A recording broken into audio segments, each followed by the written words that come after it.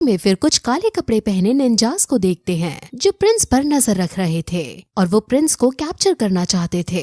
ये Japanese Ninja general और लू शेफू के कहने पर ही यहाँ उन्हें पकड़ने आए थे और इन सभी निंजास को दो लड़कियाँ लीड कर रही थी और इन दो लड़कियों का नाम हाई कैंगजू और बाय दी कीलिंग है। ये दोनों लड़कियाँ बहनें हैं। वहीं शैन गो जिसको मंगोलियन आदमी रस्सी से बांधकर ले जा रहा था, वहाँ क्वेंजाओ के बहुत सारे सैनिक आ जाते हैं और वो मंगोलियन आदमी पर तलवार तानकर उसे धमकाते हैं और फिर कहते हैं कि तुम्हारी हिम्मत कैसे हुई हमारे प्रिंस के साथ ऐसी हरकत करने की। अब फिर वहाँ जनरल वू जेनिंग आते हैं और वो प्रिंस के सामने सर झुकाकर उनकी मेहमान नवाजी करते हैं। अब मंगोलियन आदमी को भी पता चल जाता है कि ये एक प्रिंस है, जिस वजह से ये इतने कॉन्फिडेंस के साथ कह रहा था कि ये मेरी बोट वापस लौटा देगा। जनरल वू को मंगोलियन के ऊपर गुस्सा आ रहा था, इसलिए वो उसे बंदी बनाना चाह रहे थे, लेकिन शैन गो उन्हें रोकता है और कहता है कि ये मेरा दोस्त है और ये ऐसा वैसा कुछ नहीं कर रहा था। वो सब फिर और भी बातें करते हैं जिसमें शैन गो को पता चलता है कि उसके अंकल यान शहर से बाहर गए हैं। अंकल यान ने ही जनरल वू को ये ऑर्डर दिया था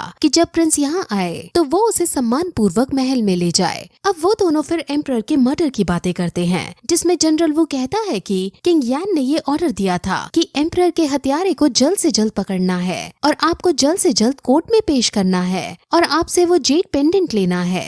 ये सुनकर शैन गो बहुत शॉक होता है और वो समझ जाता है कि जनरल वू को जैन किंग ने ही भेजा है और जनरल वू मुझे यहाँ पकड़ने आया है। हालांकि वो जनरल वू के सामने तो चुप ही रहने का डिसाइड करता है और फिर वो एक शॉप के अंदर घुसने लगता है। वो जनरल वू से बाहर रुकने को कहता है और बताता है कि उसने इस मंगोलियन को एक शिप देने का प्रॉमिस किया था, इसलिए वो शॉप के अंदर जाकर इसको शिप दिलवा रहा है। जब तक मैं बाहर ना आऊँ तो बाहर रहकर पहरा देना। जनरल वू मान जाता है और फिर शैन गो शॉप के अंदर जाकर अपने लिए कपड़े खरीदता है और अपना भेस बदल लेता है। वो मंगोलियन आदमी को सब बताने की कोशिश करता है, लेकिन मंगोलियन को कुछ समझ नहीं आता। लेकिन अभी शैन गो के पास भी सब समझाने का टाइम नहीं था, इसलिए वो भेस बदलकर शॉप के पीछे वाले हिस्से से बाहर निकल जाते हैं और वहाँ से भाग जाते हैं। जब बहुत देर तक शैन गो शॉप के बाहर नहीं आता तो जनरल वू समझ जाता है कि शैन गो को सच्चाई का पता चल गया है और वो जब शॉप के अंदर जाकर देखता है तो उसे शैन गो नहीं मिलता।